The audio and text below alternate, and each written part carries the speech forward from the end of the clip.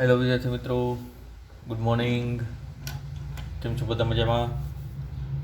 આજથી મિત્રો આપણે પાર્ટ 2 ફિઝિક્સની અંદર નવું ચેપ્ટર સ્ટાર્ટ કરી રહ્યા છીએ. ચેપ્ટર નંબર 10, તરલના યાંત્રિક ગુણધર્મો. પ્રીવિયસ ચેપ્ટરની અંદર આપણે ચર્ચા કરેલી હતી ઘન પદાર્થના યાંત્રિક ગુણધર્મોની અંદર, અને આ ચેપ્ટરની અંદર આપણે ચર્ચા કરીશું મિત્રો તરલના યાંત્રિક ગુણધર્મો. ક્લિયર? તો સૌપ્રથમ થોડીક બેઝિક ઇન્ફોર્મેશન મેળવીએ, તરલ એટલે શું એની જાણકારી મેળવીએ, શેનો અભ્યાસ કરવાનો છે ચેપ્ટરમાં એ આપણે માહિતી મેળવીએ, ત્યારબાદ ધીમે ધીમે ચેપ્ટરમાં એન્ટર થઈએ. તો મિત્રો સૌથી પ્રથમ પહેલો શબ્દ મગજમાં એવો બેસે છે કે ભાઈ તરલ એટલે શું. પેલો જ ક્વેશ્ચન એવો થાય. તો તમે પ્રશ્ન પૂછું કે તરલ એટલે શું મિત્રો, તો તમે મોટાભાગના જવાબ દેશો સર પ્રવાહીને તરલ કહેવાય, પાણીને તરલ કહેવાય. ક્લિયર? પણ ના, એવું નથી. તરલની અંદર માત્ર પ્રવાહી નહીં પરંતુ વાયુનો પણ સમાવેશ થાય છે. એટલે કે જે દ્રવ્યનું વહન થઈ શકતું હોય, એક જગ્યાએથી બીજી જગ્યાએ ટ્રાન્સફર થઈ શકતું હોય, એને તરલ તરીકે ઓળખવામાં આવે છે. તરલનો સિમ્પલ અને સાદો મિનિંગ એઝ એ વ્યાખ્યા સ્વરૂપે પણ તમે વિચારી શકો કે તરલ એટલે બીજું કાંઈ નથી, એક પ્રકારનું વહી શકે તેવું દ્રવ્ય, વહી શકે તેવો પદાર્થ, એને શું કહેવાય છે? તરલ કહે છે. ચલો નોંધીએ મિત્રો, તરલ એટલે શું.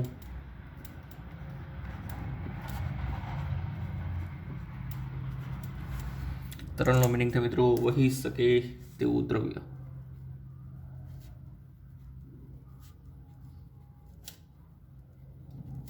વહી શકે તેવા દ્રવ્યને શું કહે છે? તરલ કહે છે. જનરલી તેના મુખ્યત્વે 2 થી 3 પ્રકારો છે, પણ મોટાભાગનો અભ્યાસ આપણે પ્રવાહી ઉપર કરવાનો છે. ક્લિયર? ઇંગ્લિશમાં તરલને મિત્રો ફ્લુઇડ કહેવાય છે. શું કહેવાય છે? ફ્લુઇડ. અને પ્રવાહી હોય તેને શું કહેવાય છે? લિક્વિડ કહેવાય છે. ક્લિયર? તો મિત્રો જનરલી આની મેઇનલી 3 બ્રાન્ચ પડે છે, નાનકડી એવી, કે કયા કયા પદાર્થોને તમે તરલ તરીકે કહી શકો. તો એક તો આપણને ખબર છે સર, પ્રવાહીનું વહન થાય તો યસ થાય, વાયુનું વહન થાય યસ થાય. તો આની અંદર સમાવેશ કરીશું આપણે પ્રવાહી પદાર્થનો. સૌપ્રથમ વાયુ પદાર્થનો, આ બેનું વહન થઈ શકે આપણને ખબર છે. પછી તમને એમ કહેવા માંગે સર પીગળેલો ડામર હોય, પીગળેલો કાચ હોય, ઊંચા તાપમાને પીગળેલું લોખંડ હોય, યસ એનું પણ વહન થાય ને? યસ થાય. તો બધાને તરલ કહેવાય મિત્રો. તેને શું કહેવાય? તરલ. ઇન શોર્ટ, વહન થવું જોઈએ એવું જ દ્રવ્ય તમારે અહીંયા પસંદ કરવાનું છે. તો એવું પણ લખી શકીએ પીગળેલ કાચ, ડામર વગેરે.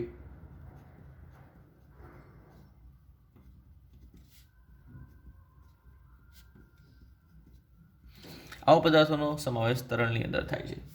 પણ મોટા ભાગેનો રસ જે છે આપણને મિત્રો એ પ્રવાહી અને વાયુમાં છે. પ્રવાહીને શું કહેવાય મિત્રો? પ્રવાહીને કહેવાય લિક્વિડ, વાયુને ગેસ, અને તરલને કહેવાય મિત્રો ફ્લુઇડ. શું કહેવાય? ફ્લુઇડ. ક્લિયર? આજે બેઝિક તરલની વાત કરીએ.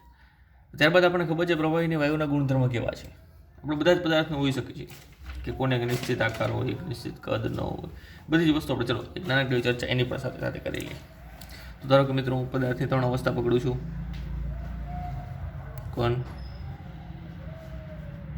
પ્રવાહી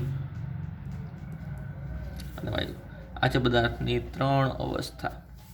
એ 3 અવસ્થા માટે આપણે અમુક જાણકારી મેળવવી છે. યસ નો કરતા જશું. ક્લિયર? પેલો ગુણધર્મ કે ભાઈ આને નિશ્ચિત આકાર હોય કે ન હોય.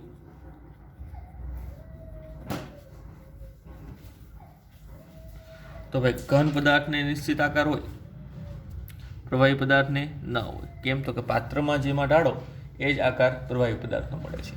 વાયુ પદાર્થને ન હોય, એને તો બંધ પાત્રનો, એને કોઈ આકાર હોતો નથી. કોઈ પણ બંધ પાત્ર લે એની અંદર જ આપણે વાયુ પદાર્થ પડતા હોય.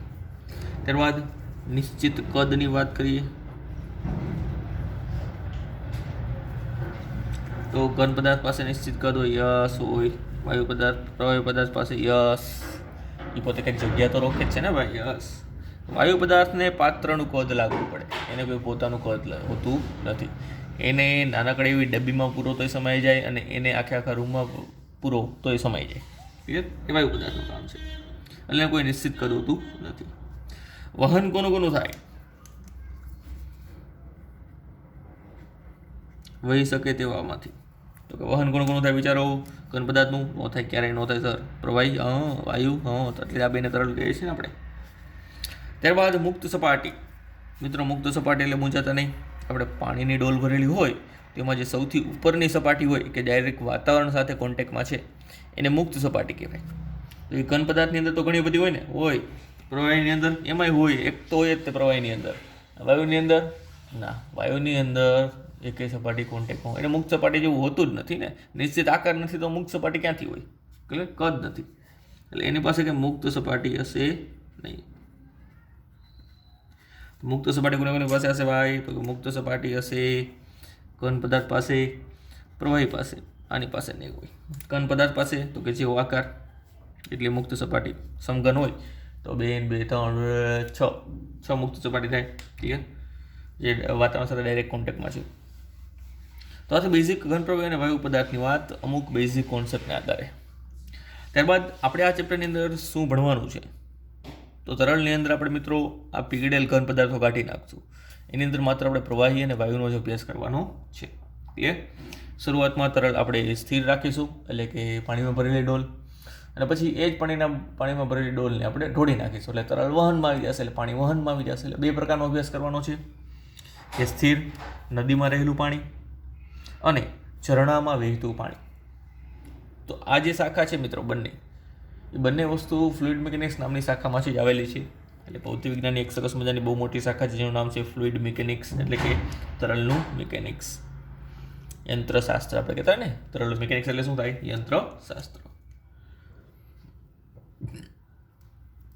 તો મુખ્યત્વે મિત્રો ફિઝિક્સની એક સરસ મજાની શાખા કે જેનું નામ છે ફ્લુઇડ મિકેનિક્સ, તરલનું યંત્રશાસ્ત્ર, જેને કહેવાય છે ફ્લુઇડ મિકેનિક્સ.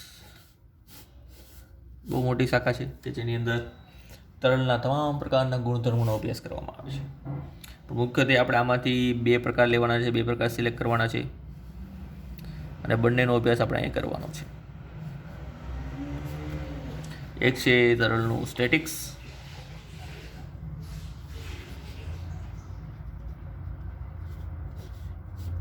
અને સેકન્ડ વન છે ડાયનેમિક્સ.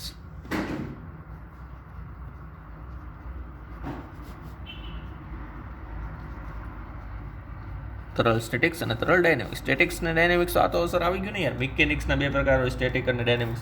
સાહેબ આવી ગયું. કેમ આવી ગયું? તો સર ચેપ્ટર નંબર 3 સુરેખ પથ પર ગતિ, એમાં આવી રીતે પ્રકાર પડતા મિકેનિક્સના સ્ટેટિક્સ અને ડાયનેમિક્સ. ડાયનેમિક્સ અને મિકેનિક્સ ભેગા થઈને સ્ટેટિક્સ અને ડાયનેમિક્સ ભેગા થઈને મિકેનિક્સની રચના કરે છે. પણ અહીંયા તરલ ખાલી એટલો ફરક છે. ક્લિયર?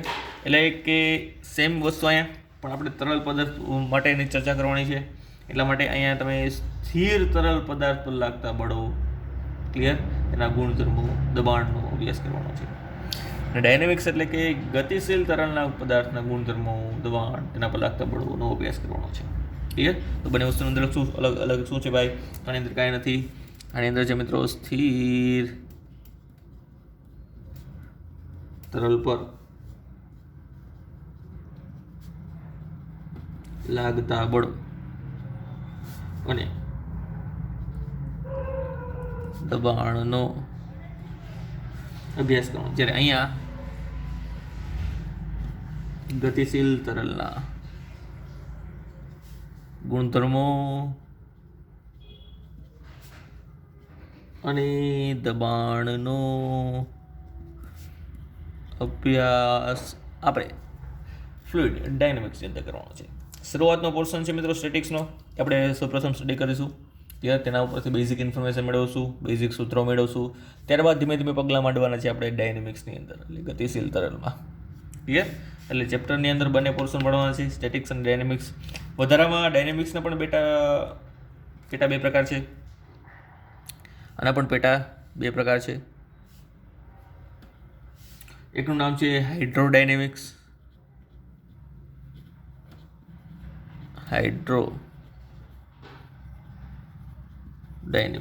અને બીજાનું નામ છે મિત્રો એરોડાયનેમિક્સ. હાઇડ્રોડાયનેમિક્સ માત્ર પ્રવાહી માટેની ચર્ચા કરશે, અહીંયા માત્ર પ્રવાહીની ચર્ચા, અહીંયા માત્ર વાયુની ચર્ચા, ગતિશીલ વાયુ, ગતિશીલ પ્રવાહી માટેની ચર્ચા. ક્લિયર? એટલે આ પોર્શન પણ આપણે ડિટેલમાં આગળ ભણવાનો છે ચેપ્ટરની અંદર. આથી બેઝિક પ્રસ્તાવના, દબાણના સૂત્ર મેળવશું આપણે મિત્રો. અહીંયા અલગ અલગ પ્રકારે ઊંડાઈ સાથે દબાણમાં થતો ફેરફાર, ઊંચાઈ સાથે દબાણમાં થતો ફેરફાર, પછી તરલનું વહન જ્યારે આપણે ભણતા હશું ત્યારે અનુક્રમે બર્નોલી સમીકરણ, તેના ઉપયોગો શું છે એ બધી ચર્ચા કરીશું. પૃષ્ઠતાણ પ્લસ આવી બધી ચર્ચા આપણે આખા ચેપ્ટરની અંદર કરવાની છે, કે જે મોટાભાગના ગુણધર્મો જે છે પ્રવાહીના છે. વાયુ આવશે પણ અમુક જગ્યાએ, બાકી મોટાભાગના ગુણધર્મો જે છે કોના લાગુ પડશે? પ્રવાહીને લાગુ પડશે. ક્લિયર? પરંતુ જો તમે તરલનું સ્ટેટિક સ્ટાર્ટ કરવા જઈ રહ્યા હોય અત્યારે, તો સૌપ્રથમ એના માટે અમુક બેઝિક રાશિ વિશે જાણકારી મેળવવી પડે. મુખ્યત્વે બે છે મિત્રો. જો તરલ સ્ટેટિક્સની તમારે ચર્ચા કરવી હોય તો મુખ્યત્વે બે રાશિનો અભ્યાસ તમારે અત્યારે હાલમાં જરૂરી છે. એક છે દબાણ એટલે કે પ્રેશર P, અને સેકન્ડ વન છે ઘનતા એટલે કે ડેન્સિટી. ડેન્સિટી નહીં, ડેન્સિટી. શું? ડેન્સિટી. જો એમાં ભૂલ ન થાય ડેસ્ટિની ડેન્સિટીમાં. ડેસ્ટિની એટલે ભાગ્ય છે, તો કે ડેન્સિટી અત્યારે આપણું ભાગ્ય જ કહેવાય, ડેન્સિટી છે, બરાબર? એટલે ડેન્સિટી, ઘનતા વિશે પણ આપણે જાણકારી મેળવશું. તો સૌપ્રથમ મિત્રો જોઈએ આપણે ખૂબ જ અગત્યનો પોઈન્ટ, દબાણ. દબાણ વિશે થોડી ઘણી ચર્ચા મિત્રો આપણે લગભગ લાસ્ટ એટલે કે પ્રીવિયસ ચેપ્ટરની અંદર આપણે કરી ચૂકેલા છીએ, ચેપ્ટર નંબર 9ની અંદર, કે જેમાં કદ પ્રતિબળ આવતું હતું. કે અને એમાં પણ તમને કીધું હતું કે દબાણ એટલે શું, એનું સૂત્ર તમે કીધું હતું પ્રતિબળ જેવું જ થાય છે સર, F/A જેવું જ થાય છે, એટલે કે બળ ભાગ્યા ક્ષેત્રફળ. પણ મિત્રો ત્યાં ખાસ એક નોંધ આપણે ઉમેરેલી હતી કે બધા જ પ્રતિબળ એ દબાણ નથી, પરંતુ કદ પ્રતિબળ એ જ માત્ર દબાણ છે. કદ પ્રતિબળને જ દબાણ કહેવાનું રીઝન શું? તો કે તેની અંદર આપણે ચર્ચા કરેલી હતી મિત્રો કે કદ પ્રતિબળ જે છે એમાં સપાટીને લંબ રૂપે બધી બાજુએથી પદાર્થ પર બળ લાગતું હોય. સપાટીને લંબ રૂપે લાગતું બળ. ક્લિયર? એટલા માટે આપણે એને શું કહીએ છીએ? દબાણ કહીએ છીએ. તો થાય તો મિત્રો એકમ ક્ષેત્રફળ દીઠ લાગતું બળ જ તે, પણ ખાસ એક નોંધ એડ કરવાની છે, સપાટીને લંબ રૂપે લાગતું બળ. વ્યાખ્યા સિમ્પલ છે મિત્રો, કંઈ નથી નવીનમાં, લખી બતાવીએ.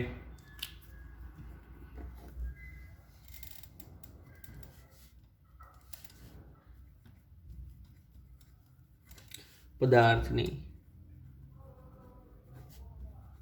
સપાટી પર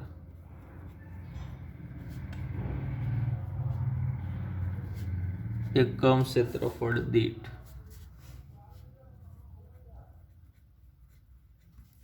સપાટીને લંબરૂપે લાગતા બળની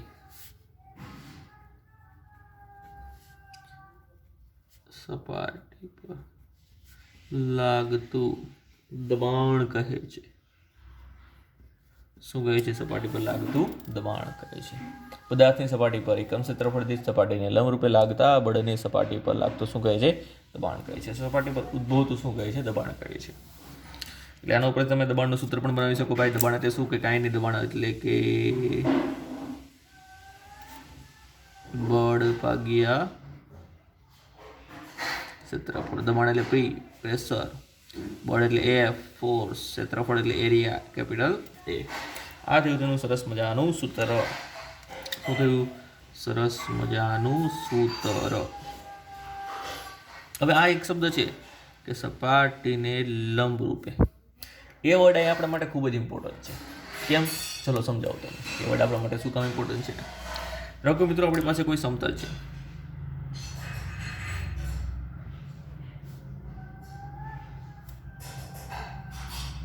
ક્લિયર?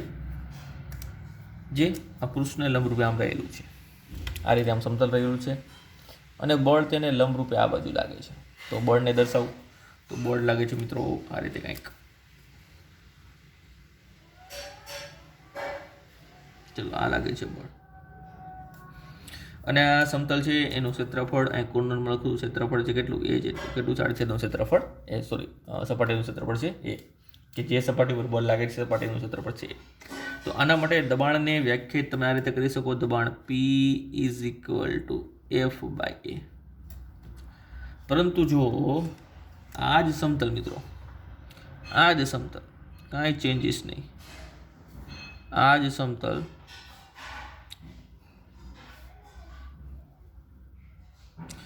પરંતુ જો ફોર્સ સપાટીને લંબ રૂપે આ રીતે ન લાગતું હોય અને બળ જો કંઈક સપાટીને આ રીતે લાગતું હોય, એટલે કંઈક એંગલ, આ પૃષ્ઠ થઈ ગયું, તો બળ તમને આ રીતે લાગતું હોય, સપાટીને લંબ રૂપે નથી લાગતું, એટલે કે બળની ડાયરેક્શન જો હું આ રીતે દર્શાવું કે ભાઈ ચલો ભાઈ તું આમ લાગે છે,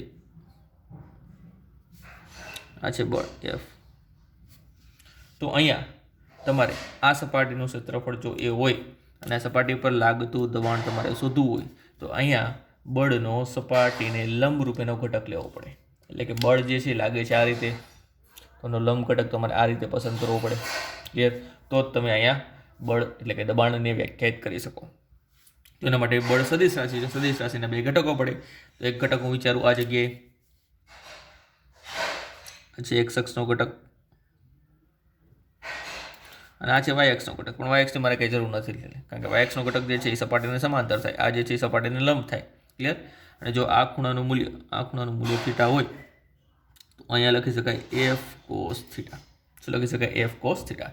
તો પછી મિત્રો અહીંયા દબાણ આ રીતે વ્યાખ્યાયિત થશે, P ઇઝ ઇક્વલ ટુ બળ ખરું, અંશમાં બળ ખરું, પણ સપાટીને જે લંબ રૂપે લાગતું હોય ને એ સપાટીને લંબ રૂપે કેવું લાગે છે મિત્રો? f cos થીટા લાગે છે. કેવું લાગે છે? f cos થીટા છેદમાં a. તો આ બંનેની અંદર જોયું તમે કે કઈ રીતે દબાણને તમે વ્યાખ્યાયિત કરી શકો છો, અને આપણા માટે કઈ રીતે સપાટીને લંબ રૂપે લખેલો વર્ડ જે છે એ ઇમ્પોર્ટન્ટ બને છે. ક્લિયર?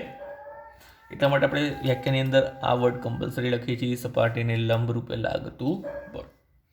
એના વગર આપણે દબાણને વ્યાખ્યાયિત કરી શકીએ નહીં. એટલા માટે તો બધા જ પ્રતિબળને આપણે દબાણ નહોતા કહેતા ને, કદ પ્રતિબળને જ માત્ર શું કહેતા હતા? દબાણ કહેતા હતા. ક્લિયર? બીજી એક વસ્તુ સાથે સાથે નોટ ડાઉન કરી મિત્રો, બળ સદિશ, ક્ષેત્રફળ સદિશ પણ દબાણ અદિશ છે. બળ સદિશ, ક્ષેત્રફળ સદિશ પણ દબાણ અદિશ છે. દબાણ માટે એવું ન વાપરી શકો તમે કે દબાણ ઉત્તર દિશામાં આટલું છે, દક્ષિણ દિશામાં આટલું છે. ક્લિયર? અથવા આ બાજુ બધા x અક્ષની દિશામાં દબાણ લાગે છે, y અક્ષની દિશામાં, ના, એવું શક્ય નથી. ક્લિયર? દબાણ જે છે ઓલ ઓવર પદાર્થ પર લાગતું હોય બધી જ જગ્યાએ.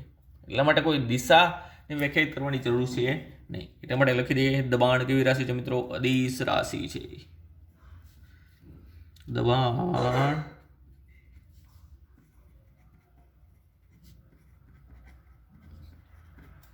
અદિશ રાશિ છે. કેવી રાશિ છે મિત્રો? અદિશ રાશિ છે. ક્લિયર? ચલો, આ છે બેઝિક દબાણ, તેનું સૂત્ર, વ્યાખ્યાની. ત્યારબાદ તેના એકમો વિશે ખાસ એકમો બહુ મજાની મજા છે આપણે એની અંદર, ખૂબ સરસ મજાની ચર્ચા કરવાની છે એકમોની અંદર. દબાણના એકમો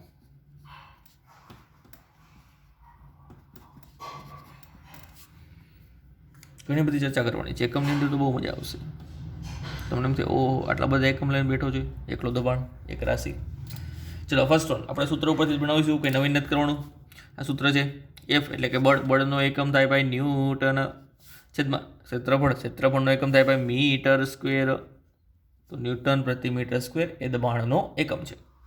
જેને સરળતા ખાતર વૈજ્ઞાનિકની યાદમાં, કયો વૈજ્ઞાનિક? તો કે પાસ્કલની યાદમાં PA વડે પણ દર્શાવાય છે. PA એટલે શું ભાઈ? તો કે પાસ્કલ. શું લખાય? પાસ્કલ. અને આ છે તેનો SI એકમ, એટલે કે ન્યૂટન પ્રતિ મીટર સ્ક્વેર લખો કે પછી પાસ્કલ લખો, બંને SI જ છે. ક્લિયર? હવે પાસ્કલ કઈ રીતે બનેલો છે? કદાચ તમને એમ કે પાસ્કલની વ્યાખ્યા આપો, તો ભાઈ કાંઈ નહીં સર,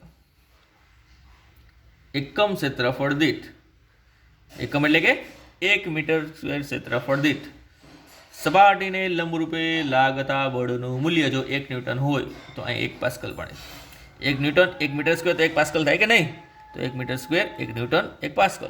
તો એકમ ક્ષેત્રફળથી સપાટીને લંબરૂપે લાગતા બળનું મૂલ્ય 1 ન્યૂટન હોય તો સપાટી પર લાગતા દબાણને 1 પાસ્કલ કહે છે. ચલો વ્યાખ્યા પણ લખી દઉં, ઇઝી પડે. પાસ્કલ વ્યાખ્યા, પાસ્કલ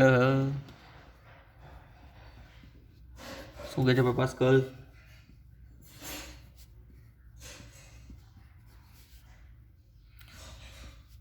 કોઈ સપાટી પર 1 મીટર સ્ક્વેર ક્ષેત્રફળ દીઠ એટલે કે એકમ ક્ષેત્રફળ દીઠ સપાટીને લંબરૂપે લાગતા બળનું મૂલ્ય 1 ન્યૂટન હોય તો સપાટી પર લાગતા દબાણને શું કહેવાય મિત્રો? 1 પાસ્કલ. શું કહેવાય? 1 પાસ્કલ કહે છે. આ થયો તેનો SI એકમ. ત્યારબાદ મિત્રો તેના CGS એકમની પણ ચર્ચા કરીએ. કાંઈ નથી એમાં CGSમાં. ચલો, ન્યૂટનનો CGS શું થાય અંશમાં? તો કે ડાયન થાય સર. ન્યૂટનનો CGS ડાયન થાય. અને મીટર સ્ક્વેરનો થાય તો કે ભાઈ સેન્ટીમીટર સ્ક્વેર. આ થઈ ગયો તેનો CGS એકમ. ક્લિયર? આ થઈ ગયો તેનો CGS એકમ. ચલો, આ બધી ચર્ચા તો અલગ છે, પણ હવે જે છે એકમો ખાસ યાદ રાખવાના છે. જે કંઈક વિશેષ ચર્ચા અલગ જ એકમ પદ્ધતિ, પોતપોતાની એકમ પદ્ધતિથી આવેલા છે. નંબર 3, નંબર 4, નંબર 5 અને નંબર 6. નંબર 5 અને નંબર 6. ક્લિયર? આ એકમો જે છે મિત્રો અલગ જ આવેલા છે, પોતપોતાની રીતે બનાવેલા છે. સૌપ્રથમ પહેલાં લખી દઉં છું મિત્રો 12.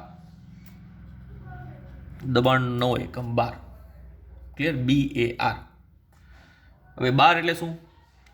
તો 12 એટલે ભાઈ દબાણનો જ એકમ છે, કંઈ નવી વાત નથી. પણ 1 બારનું તો તમે કન્વર્જેશન જોતું હોય પાસ્કલમાં, SI એકમમાં, તો 1 બાર બરાબર 10⁵ પાસ્કલ થાય. 1 બાર બરાબર કેટલી થાય? 10⁵ પાસ્કલ.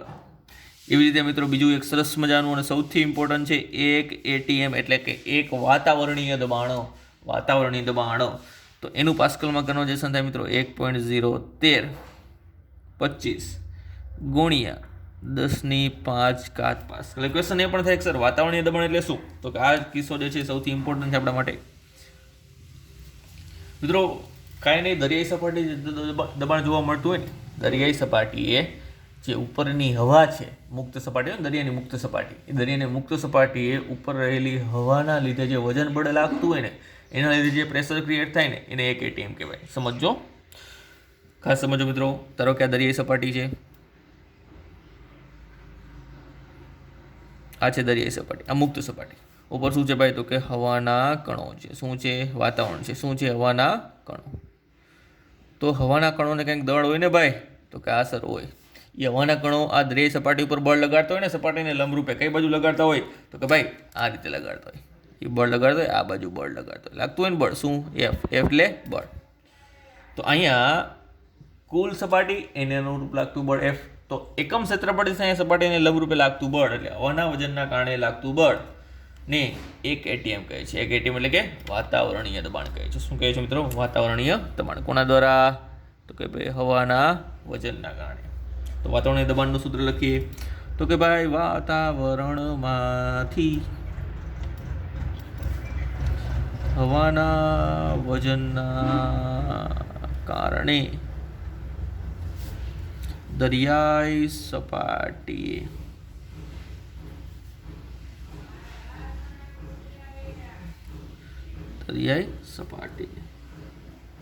લાગતા દબાણને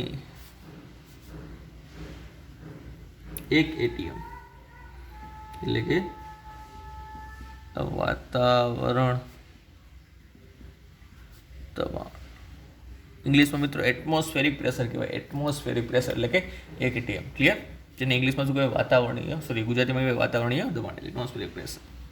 ત્યારબાદ મિત્રો ટોરોસેલી નામનો વૈજ્ઞાનિક છે, એના ઉપરથી પણ એકમ બનાવવામાં આવ્યો છે ટોરોસેલીનામાંથી બનાવવામાં આવ્યો ટોર, અને એનું પાસ્કલમાં કન્વર્જેશન થાય છે મિત્રો 133.28 પાસ્કલ. ત્યારબાદ આ દબાણ માપવાની એક જે રીત હતી, જે ટોરોસેલી નામના વૈજ્ઞાનિકે શોધેલી હતી, એના ઉપરથી એક નવો એકમ બન્યો કે ભાઈ 1 ATM બરાબર, જે વ્યવહારમાં ઘણી બધી જગ્યાએ વધારે ઉપયોગી છે, 76 સેન્ટીમીટર ઓફ HG એટલે કે પારાનું દબાણ. અથવા તો 760 mm ઓફ Hg એટલે કે પારાનું દબાણ. હવે આ શું છે ને આખે આખું એની ચર્ચા આપણે કરવાની છે. સો ડોન્ટ વરી, અત્યારે આપણે એના વિશે કંઈ વિચારવાનું નથી. એની ચર્ચા આપણે ભવિષ્યમાં કરવાની છે કે ભાઈ આ કઈ રીતે આવે છે. ક્લિયર? કારણ કે આનો ઉપયોગ ઘણી જગ્યાએ વધારે થાય વ્યવહારમાં. આપણે નથી થતો, પણ વ્યવહારમાં ઘણી જગ્યાએ પારાના દબાણને અનુલક્ષીને તેની સાપેક્ષે જ આ ચર્ચા આપણે કરતા હોઈએ છીએ, દબાણમાં આપતા હોઈએ છીએ. ક્લિયર? તો મિત્રો દબાણની બેસિક ચર્ચા અને સાથે સાથે એક પારિમાણિક સૂત્ર પણ જો બનાવવું હોય તો આપણને ખબર છે કે ભાઈ બળનું પરિમાણિક સૂત્ર થાય m1L1T-2. L1 ઉપર અંશમાં શું આવે? L1. નીચે આવે L2, 2 ઉપર જાય L-1. તો આનું પારિમાણિક સૂત્ર થશે, ચલો નોંધી દઉં, પછી રોતા નહીં. m1 L-1 T-2. આ થયું તેનું પારિમાણિક સૂત્ર. તો બધી જ ચર્ચા મિત્રો દબાણ વિશેની થઈ ગઈ છે. આમાં સૌથી વધારે આપણે ઉપયોગ કરવાનો છે આ એકમનો, 1 ATM. ક્લિયર? 1 ATM બરાબર 1.01325 × 10⁵ પાસ્કલ થાય. એટલે બધા દબાણના જ એકમો છે, પણ તેનું SI એકમમાં કન્વર્ઝેશન આપેલું છે. સિમ્પલ. તો આ થઈ દબાણની ચર્ચા મિત્રો. ત્યારબાદ નેક્સ્ટ લેક્ચરમાં આપણે ચર્ચા કરીશું ઘનતા વિશે, જે આના માટે અગત્યની રાશિ છે, એટલે ફ્લુઇડ સ્ટેટિક્સ માટે, એટલે કે સ્થિર તરલ માટે એક અગત્યની રાશિ છે. તો તેની પણ ચર્ચા કરીશું, પરંતુ નેક્સ્ટ લેક્ચરમાં. તો મળીએ મિત્રો. અગાઉના ટોપિકોની ચર્ચા કરી લીધી છે આપણે. હવે નેક્સ્ટ ટોપિકોની ચર્ચા કરવા માટે ફરીવાર ભેગા થશું નેક્સ્ટ લેક્ચરની અંદર.